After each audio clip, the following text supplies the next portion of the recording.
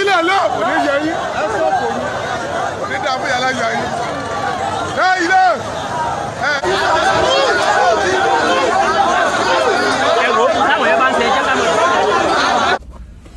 أوري أعوذ بالله من الشيطان الرجيم بسم الله الرحمن الرحيم اللهم صل على سيدنا محمد وعلى آل محمد وسلم تسليما كثيرا والحمد لله رب العالمين لا إله إلا الله محمد رسول الله صلى الله عليه وسلم الحمد لله onini ọjọ́ Thursday mi bá ní tí mo bá dé ibi tí mo ń lọ kí n tó record ọ̀rọ̀ yìí àmọ́ sórí ìbànújẹ́ yín ló jẹ́ fún mi nígbà tí mo rí this short video àwọn tí wọ́n ń jà ní Ìlọrin tí wọ́n ní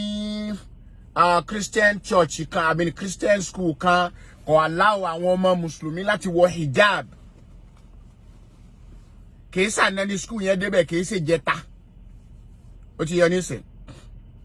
kìí sànà kìí ṣe jẹta ló débẹ̀ ọ̀rọ̀ méjì lásán ni mo fẹ́ sọ lórí ọ̀rọ̀ yẹn ọ̀rọ̀ Mudirul Markaz ni mo fẹ́ padà sí bàbá Mudirul Markaz nígbà tí Mudirul Markaz ń sọ̀rọ̀ hijab ó ní bí wọn ò bá jẹ́ ọwọ́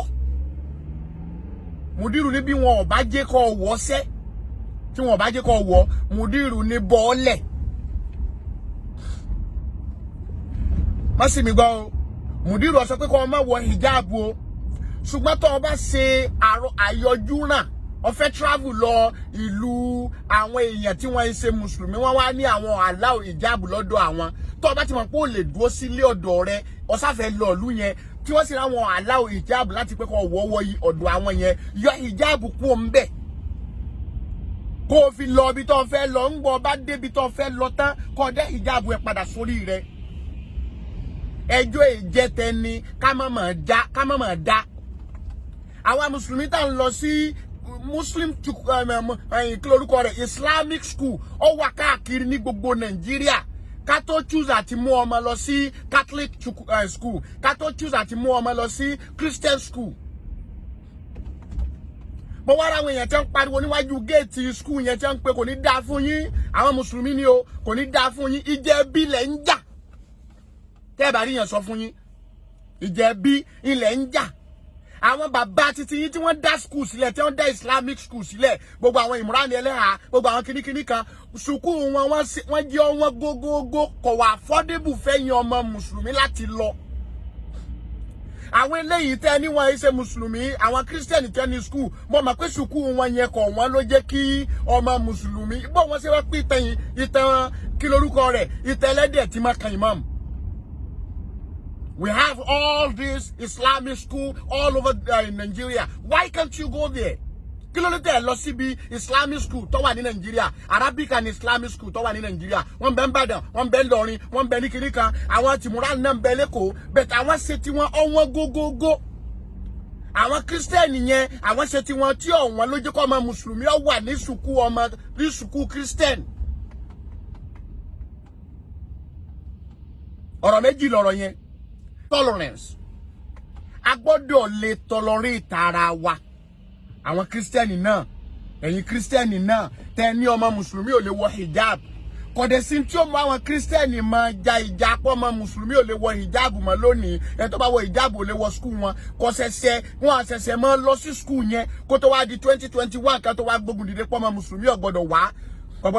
tó bá lo hijab kò gbọ́dọ̀ wá sí school. Nítorí gbogbo àwọn jàǹdùkú táwọn ń pariwo fún yín lórí social media tí wọ́n ń ṣe rán dandan tí wọ́n bú ẹgbẹ́ bàbá àwọn extremist àwọn tí wọ́n ti gba wèrè mẹ́sìn ẹ̀rù àwọn yẹn ní ń bá àwọn kìrìsìtẹ́nì yẹn wọ́n ti rí pé ìjà lónìí ìjà lọ́la lẹ́yìn mùsùlùmí ń ṣe ní ìsìn jàǹdùkú gbogbo àwọn ọmọ tí wọn ò lọ lé kéwú tẹ̀ dà síta kán máa bú ẹgbẹ́ bàbá wọn tí ara wọn ṣe súnà rádaràdà tí ẹ ṣẹ̀ṣẹ̀ gbédé àwọn súnà tuntun táwọn Yunusu Akórèdé tí wọ́n fatasi tí wọ́n fi yọ̀ sí àwọn súnà tí ẹ gbé wá láti Saudi tí Saudi fẹ́ kí wọ́n wá da ìlú bàbá wọn rú. Mudiru Markaz ń sọ fún yín pé kò sí díẹ̀ láàmọ̀ nù wọ́n ẹ̀yin dé ní gànàgànà ẹ má jẹun ẹ má mumi ẹ má tọ̀ ẹ má su ẹ má ṣe kiri kan kí lorúkọ rẹ̀ ẹ̀ntì bá ń tẹ̀lé Kùránì tí ó tẹ̀lé súnà sẹ́mọ̀ pé ó ń tọ̀ wọ́n ti sọnù. Àwọn Yunus Akorede ni wọ́n ń ṣe oríṣiríṣi àwọn fàtùwà náà dandan ntawa ti ń ṣe tí ọba Islam wa jẹ́ kí wọ́n tó dé tí wọ́n dé ní ìsìn tí wọ́n fẹ́ yí gbogbo ẹ̀ padà nígbà wọ́n rí pé gànàgànà tẹ́ ń ṣe yun àtẹ̀bú tẹ̀ ń búra yín àti gbogbo bọ́ǹbù lónìí bọ́ǹbù lọ́la wàhálà gbogbo àwọn tẹ́ ti gbé ẹ̀sìn gangan yẹn ìlọ́fà táwọn kìrìsìtẹ́nì yẹn ní ìsìn tí wọ́n fi dìde tí wọ́n ní ọmọ mùsùlùmí ò lè lo hijab wá sí skul àwọn ṣé wọ́n ṣẹ̀ṣẹ̀ ń lọ bẹ ni ẹjọ́ ìjẹ́ téèyàn kéèyàn má máa dá ẹ wá múra kankan ẹ ń sọ kí lorúkọ rẹ̀ ẹnu kò ní dáa fún yín ọlọ́dún lẹ́nu géètì school àwọn Christian ń ṣépè ń bẹ ọlọ́dún lẹ́nu géètì school àwọn Christian ń ṣépè kò ní dáa fún yín kò ní ṣe kinní kan nǹkan kan ṣé wọ́n lọ bá wọn kọ́ school wọn ni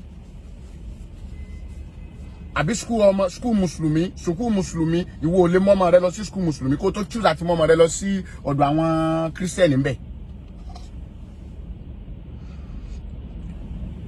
àwọn bàbá tí yín ti dá school sílẹ̀ káàkiri tó jẹ́ school muslimu èló ni wọ́n ń gbà nígbà tó wọ́n tẹ̀lé sanwó rẹ̀ ni ló jẹ́ kí káwọn ọmọ yín kú òní kọ́kọ́ di ẹni tí lọ sí school Christian ẹ wá lẹ́nu ọ̀nà àwọn ẹ wá lọ iwájú school àwọn ẹni lẹ́ni ẹ lọ ṣépè kò ní dáa fún yín kò ní ṣe kíní kan ìwọ Christian náà tó ní mùsùlùmí ò lè lo hijab wá ẹ jẹ́ ká tolerate ara wa torí mo ń wò pé njó ní Nàìjíríà tó fẹ́ change gan fídíò tí mo rí láàárọ̀ yìí ó bá yẹn nínú jẹ́ gidi gan mo ń wò pé njó Nàìjíríà tó fẹ́ change njó la tó fẹ́ di ọ̀rẹ́ ara wa kí wọ́n máa ṣe Christian kí n máa ṣe mùsùlùmí mo ti sọ láì mọ iye ìgbà látọ̀dọ̀ Ọlọ́run ni agbára sì wà lọ́dọ̀ Ọlọ́run láti sọ gbogbo èèyàn di mùsùlùmí Al-Qur'ani sọ bẹ́ẹ̀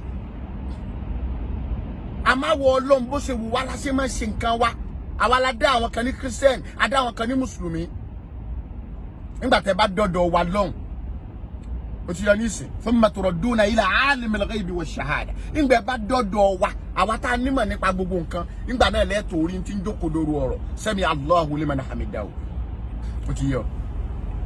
donc ẹyẹ máa ṣe gàràgàrà kẹ́ máa dojú ti Islam kẹ́ máa dojú ti Nàìjíríà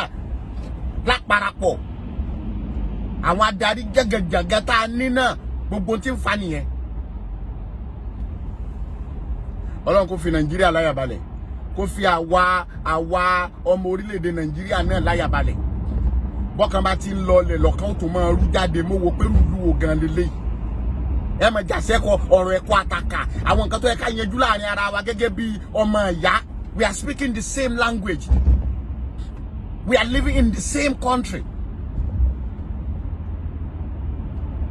àwa máa kórìíra ara wa máa jà nílọrin ń bẹ̀rù kèèyàn máa wọ ìjáàbù nílùú àfà kọ́ ọmọ máa wọ ìjáàbù kọ́ máa wọ ìjáàbù nílùú àfà kọ́ ọmọ wọ ìjáàbù lẹ́wà ń jà sí láìṣe ilẹ̀ kìdí bẹ́ẹ̀ máa sọ pé Ìlọrin ìlú àfà ni ìlú àfà Alimi. Ṣéwù kí lorúkọ rẹ̀ níjó ni ọ sọ̀rọ̀ kan bóyá Ṣéwù kí lorúkọ àyàfà yìí Ṣéwù yẹn zakir ni bàbá tí a máa wé láwà ní ìbá yìí